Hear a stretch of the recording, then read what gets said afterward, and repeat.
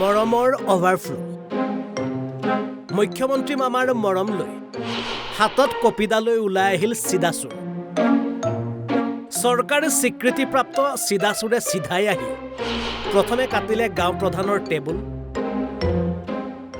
তাৰ পাছত কাটিলে চকী বেঞ্চ সকলোবোৰ গভাইত চোৰক অসম চৰকাৰৰ হৈ সন্মান দিলে গাঁও প্ৰধানে পাছে সন্মানপ্ৰাপ্ত চোৰৰ পৰা গাঁও প্ৰধানৰ জীৱনলৈ আহিছে প্ৰাণৰ শংকা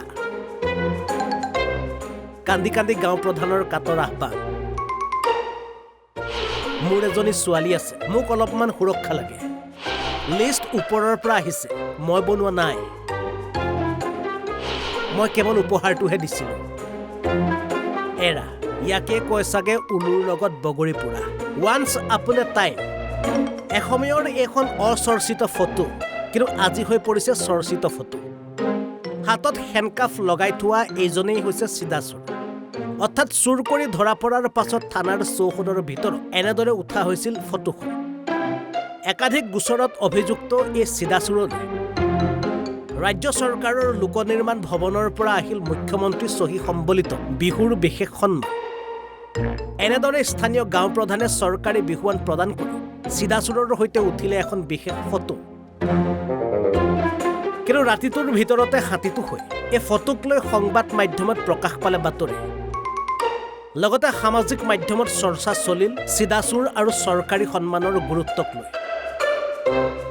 পাছে সংবাদ মাধ্যমৰ সমালোচনাৰ পাছতে নিজৰ আচল ৰূপ ধৰি চিদাচুৰে হাতত কপিডালৈ কাটিবলৈ ওলাই আহিল গাঁও প্ৰধানক চিদাচুৰৰ মতে যতকোটৰ ঘাই গাঁও প্ৰধানে কিয়নো সন্মান দিয়াৰ ফটো তুলি তেওঁ ভাইৰেল কৰিছে তাৰ পাছতে চিদাচুৰ আৰু গাঁও প্ৰধানৰ মাজত কি পৰিস্থিতিৰ উদ্ভৱ হ'ল এই ফোন ৰেকৰ্ডিংটো শুনিলে আপুনি সকলো গম পাব যোৱা পৰহি মুখ্যমন্ত্ৰী হিমন্ত বিশ্ব শৰ্মাৰ যেটো মানে বিহু উপহাৰ লখিমপুৰত এজন মানে গভাই চুৰে পালে বুলি ইতিমধ্যে সামাজিক মাধ্যমত মানে প্ৰচাৰ হৈছে আৰু উপহাৰটো আপুনি দিয়াই ফটো এখন ওলাইছে এই বিষয়ে আপুনি অৱগত নে আগতে অৱগত মানে মই লিষ্টখন পাইছো লিষ্টখন আমাৰ চাৰ্কুলৰ পৰাও অহা নাই বনোৱা নাই আমাৰ গাঁও প্ৰধান সকলো বনোৱা নাই লিষ্টখনৰ প্ৰতি আমাৰ সকলো গাঁও প্ৰধান অজ্ঞাত হয় কাৰণ সম্পূৰ্ণ বস্তুটো ওপৰৰ পৰা আহিছে আমাক ডিষ্ট্ৰিবিউট কৰিব দিছে আমি ডিষ্ট্ৰিবিউট কৰিছো হয় হয়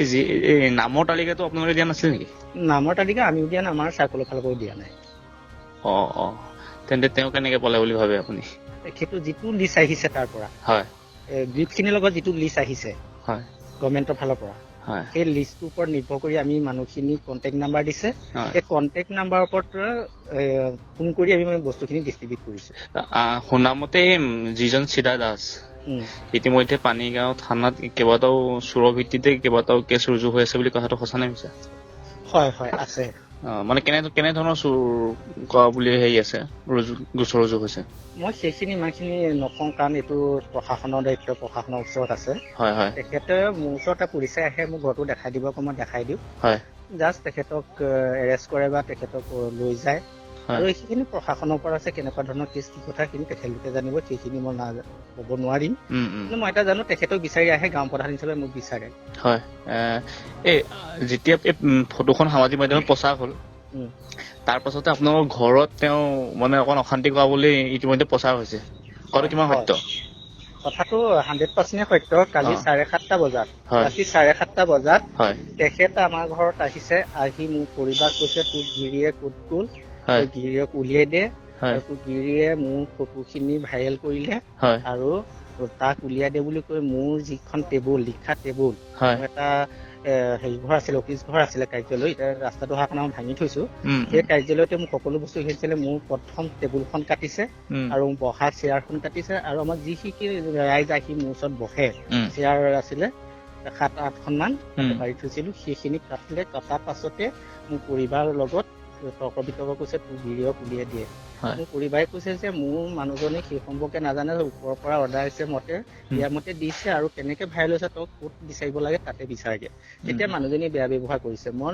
লগত আমাৰ পানীগাঁও অচি ছাৰলৈ ফোন কৰিছো আমাক চিঅ ছাৰলৈ ফোন কৰিছো তেখেতলোকৰ নীতি অনুসৰি তেখেতলোকে মোৰ ঘৰত আহিছে আৰু সিদা দাসৰ ঘৰটো সিদা দাসক বিচাৰিছে নাপাইছে আহি মোৰ বস্তুখিনি ইনভিটেশ্যন কৰিছে কৰাৰ পাছত মোক কৈছে যে আপুনি থানাতে আহক এজাহাৰখন দিয়ক মই থানালৈ যাব ওলাওঁতে তেখেত মোক গ'ল দিয়ে, মই থানালৈ যাবলৈ ওলাওঁতে আকৌ সি আহি চোকা অস্ত্ৰপাত লৈ মোৰ টিভিটো কেবুলডাল কাটিছে, মোৰ যিটো অফিচ ঘৰৰ কাৰেণ্টটো কাটিছে, ৰাতি মোৰ মানুহজনীলৈ খেদি গৈছে। খেদি যোৱাৰ পাছত মই আকৌ ছাৰলৈ ফোন কৰিলোঁ, ছাৰ মই এতিয়া যাব ওলাইছিলোঁ থানালৈ, গতিকে আকৌ চিধাত আছে আহি এইখিনি কৰিছে। লগৰ লগত ছাৰহঁত ঘূৰি আহিলে, কিন্তু তাক বিচাৰিলে তাক নাপালে। মই পুলিচৰ থানা গাড়ীতে উঠি মই 9:30 বজাত থানাত পাইছোঁগৈ। গৈ মই এজাহাৰ লিখিছোঁ, এজাহাৰ লিখি মই দি মেলি কৰোঁতে মোৰ 11:30 হৈছে। তেতিয়া মই ছাৰকো কৈছোঁ, ছাৰ মই এতিয়া নিৰাপত্তাহীনতা ভুগিছোঁ, মোক এতিয়া সহায় কৰিব লাগে। তেতিয়া আমাৰ যিটো VDP পাৰ্টি আছে, VDP পাৰ্টিলৈ ছাৰে ফোন কৰিছে যে আমিও যাম, গতিকে আপোনালোকে গাঁও প্ৰধানৰ অলপ সহায় কৰক। ইতিমধ্যে মই আহি পাইছোঁহি, মোৰ পদূলিমুখত আমাৰ VDP পাৰ্টিটোৰ দলটো বহি আছে। তাৰপিছত তেখেতলোকক মই একাপ চাহৰ ব্যৱস্থা কৰিবলৈ লওঁতেই VDP পাৰ্টিৰ গাঁৱলৈ শিলগুটি নিক্ষেপ কৰিছে। VDP পাৰ্টিৰ গাঁৱলৈ কি শিলগুটি নিক্ষেপ কৰিছে ন? শিলগুটি নিক্ষেপ কৰিছে। তাৰপিছত VDP পাৰ্টিটো মই ভিতৰত আছো, মোক কৈছে যে দাদা শিলগুটি মাৰিছে, মোৰ ভিতৰলৈ সোমাই আহিলে। ভিতৰত সোমাই আহি তাৰপিছত মই চাহকাপ সিহঁতে মুখত ল'বলৈ লওঁতে মোৰ ঘৰত, মোৰ দাদা ঘৰত, মোৰ ঘৰত শিলগুটি কিলা বৰশিছে যেনিয়ে তেনি। তাৰপিছত লগত আমাৰ VDP পাৰ্টিৰ ছেক্ৰেটাৰীও ফোন কৰিছে, ময়ো ফোন কৰিছোঁ OC ছাৰলৈ আৰু আমাৰ CO ছাৰলৈ ফোন কৰিছোঁ। ছাৰে কৈছে আমি গৈ আছোঁ, আপুনি অকণমান VDP পাৰ্টি কৈছে অকণমান তেখেতক সুৰক্ষা দিয়ক।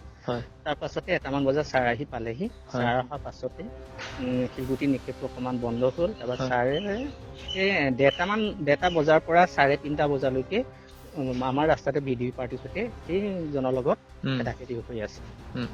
এতিয়া বৰ্তমান চিদাদাস পলাতক নেকি? মই সেইটো ক'ব নোৱাৰিম, কাৰণ চিদাদাস মোৰ ঘৰৰ কাষৰ ল'ৰা। যদি মই গিফ্টটো নিদিলো হয়, কিন্তু মোক সি আৰু ব্যৱস্থা এটা ল'লে হয়, কাৰণ গিফ্টটো মই নিদিয়া আগতে তেখেতে গম পালে যে তেখেতলৈ এটা গিফ্ট আহিছে বুলি। জানিব পৰা মতে চিদাদাসৰ ঘৰলৈ গাঁৱৰ মানে ৰাইজসকল অহা যোৱা নকৰে, কথাটো কিমান সত্য? সমাজৰ নীতি মানে তেওঁলোকে সমাজৰ তেনেকুৱা এটা হয় বা মাজে সময়ে হৈ থাকে। তাৰ পাছতে তেওঁলোকে আকৌ সংশোধনীয় হোৱাৰ পাছত আকৌ আহে, আকৌ তেনেকুৱা ধৰণে এইটো সমাজ নীতিত থাকে। আৰু সমাজ নীতিটো বেলেগ বস্তু, আমাৰ সেইটো বেলেগ বস্তু, আইনৰ বস্তুটো বেলেগ বস্তু। সমাজ নীতিটো সমাজ নীতিতে থাকে বাৰু। পৰৱৰ্তী সময়ত এই চিদাদাসৰ বিৰুদ্ধে আপোনালোকে কি ব্যৱস্থা ল'ব এতিয়া? ব্যৱস্থাটো এইটো প্ৰশাসনে ল'ব বা এইটো ৰাইজৰ ওপৰত মই গতাইছো। মোক লাগে সুৰক্ষা। মই গামোচাখন দিব নালাগিছিলে, কিন্তু মই দিছো নিৰ্দেশ মৰ্মে।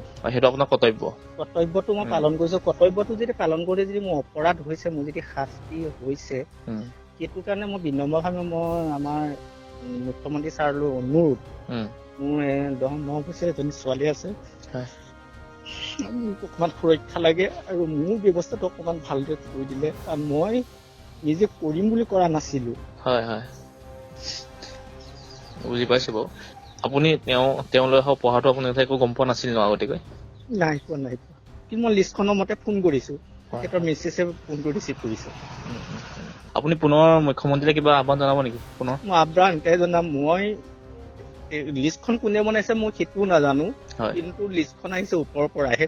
ওপৰৰ পৰানো কোনে দিছে মই সেইটোও নাজানো, কিন্তু চাৰ্কুলৰ পৰা লিষ্টখনে আৰু গিফ্টখিনিয়ে আমাৰ 3জন গাঁওবুঢ়াৰ মাজত মোৰ ঘৰতে কাৰ্টনটো থৈছে। মোৰ ঘৰৰ পৰাই 3জন গাঁওবুঢ়াই আমি ডিষ্ট্ৰিবিউট কৰি আছো। মুখ্যমন্ত্ৰী ডাঙৰীয়ালৈ এটাই অনুৰোধ, ইয়াক কোনে ক'ত কি ভুল হৈছে আমি নাজানো, কিন্তু আমাৰ গাঁও প্ৰধানসকলক অকণমান ৰক্ষা দিয়ক। এইটো মোৰ গাঁৱতে হোৱা নাই, বিভিন্নতে হৈছে। যেনে মোৰতো অকণমান বেছি জটিলতা হৈছে। এই জটিলতাৰ মাজত আমি দিনে ৰাতিয়ে কাম কৰিছো। আমাৰ এজাক বৰষুণ দিলে ঘৰত থাকিবলৈ ঘৰ নাই, তথাপিতো কাম কৰিছো, কাৰণ আমি ৰাইজক কাম কৰিবলৈ ওলাই আহিলো। মাজ ভাগত মোৰ এইটো হৈছে, যাতে আৰু ভৱিষ্যতে এনেধৰণে নহওক, ভাল পদক্ষেপ এটা ল'ব লাগে। নমস্কাৰ হ'ব। Bureau' report, Assam live 24।